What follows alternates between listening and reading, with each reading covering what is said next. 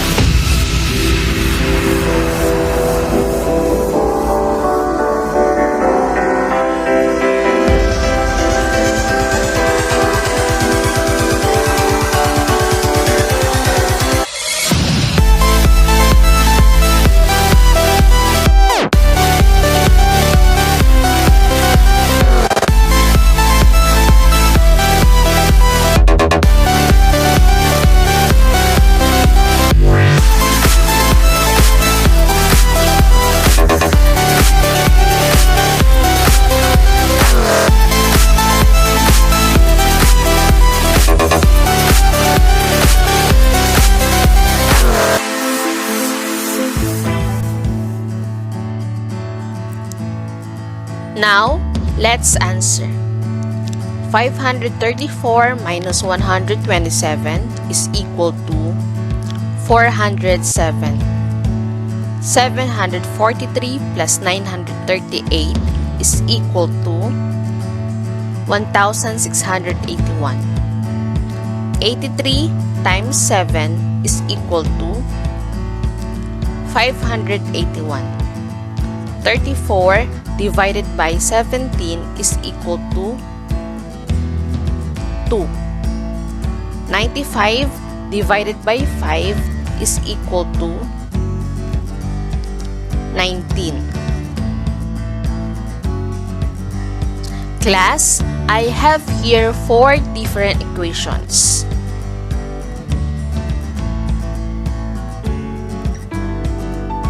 Have you encountered equations like this? How many operations are there in each equation?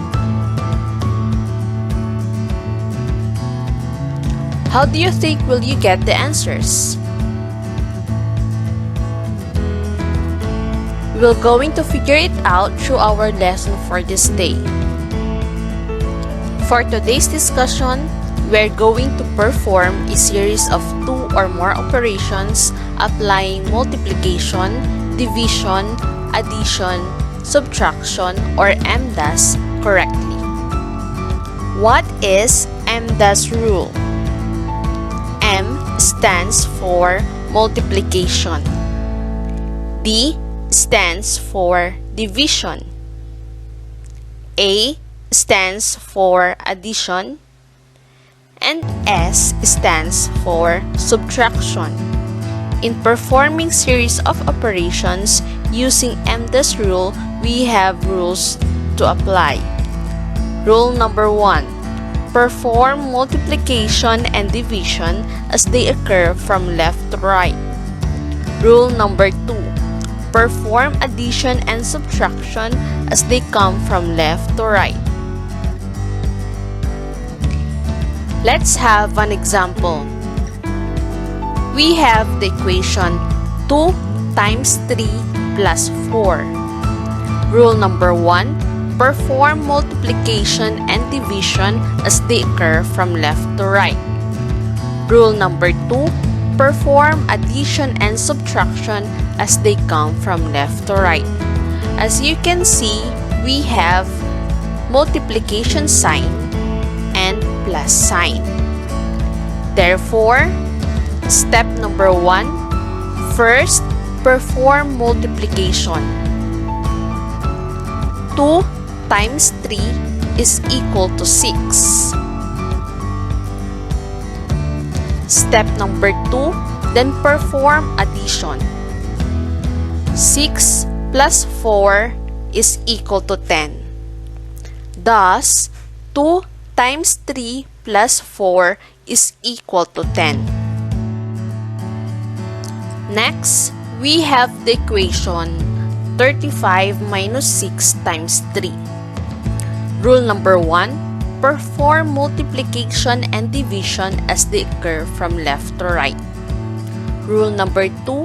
Perform addition and subtraction as they come from left to right.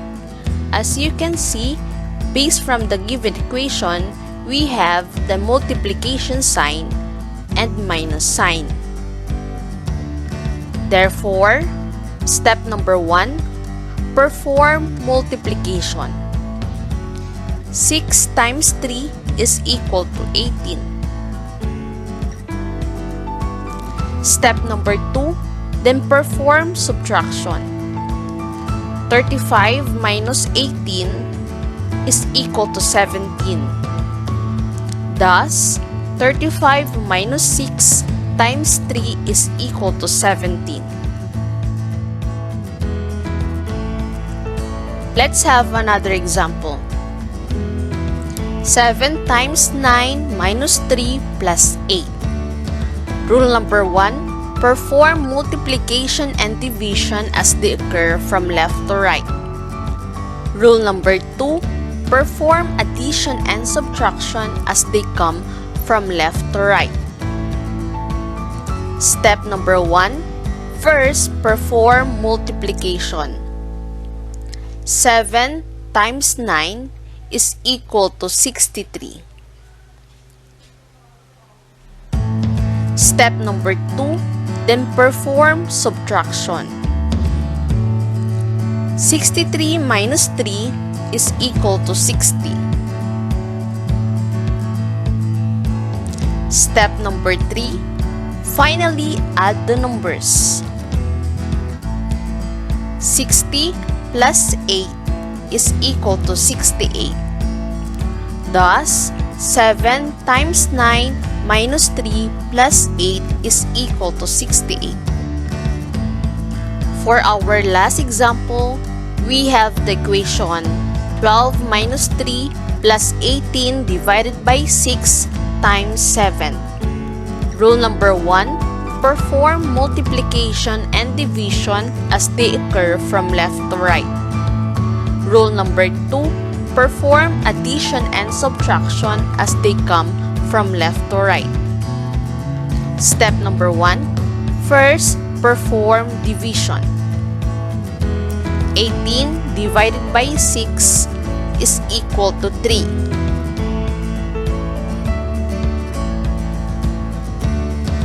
Step number 2, then multiply. 3 times 7 is equal to 21. Step number 3, perform subtraction.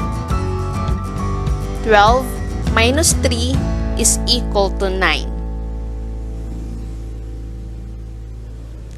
Step number 4, finally add the numbers.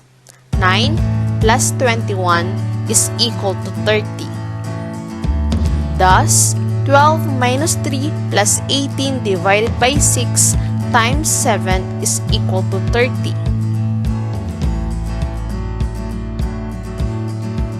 Class, always remember the rules in the order of operations. MDAS refers to multiplication, division, addition, and subtraction. Rule number 1, perform multiplication and division as they occur from left to right. Rule number 2, perform addition and subtraction as they come from left to right. Let's try to solve the following expressions. You have 5 minutes to answer.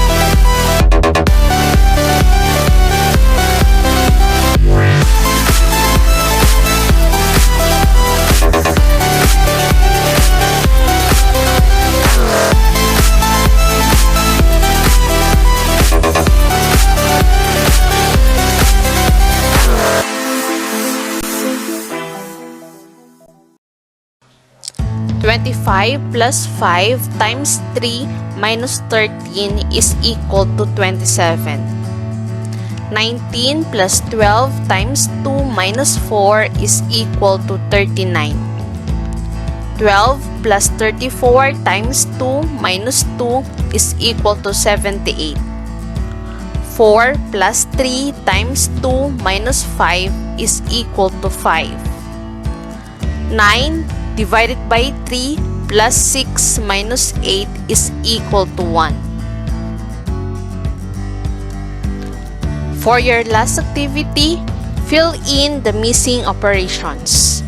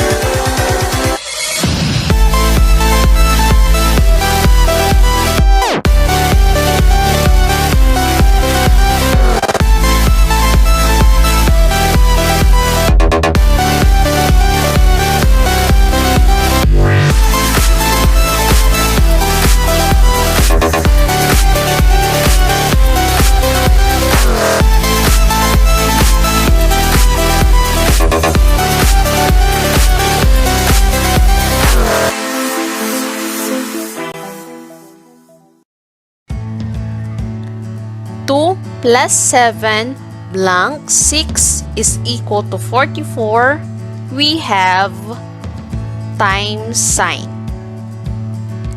5 blank 8 divided by 2 is equal to 20, we have times sign. 6 blank 12 divided by 4 is equal to 3, we have minus sign. 36 divided by 6 blank 3 is equal to 3, we have minus sign. And 4 plus 9 blank 8 is equal to 5, we have minus sign.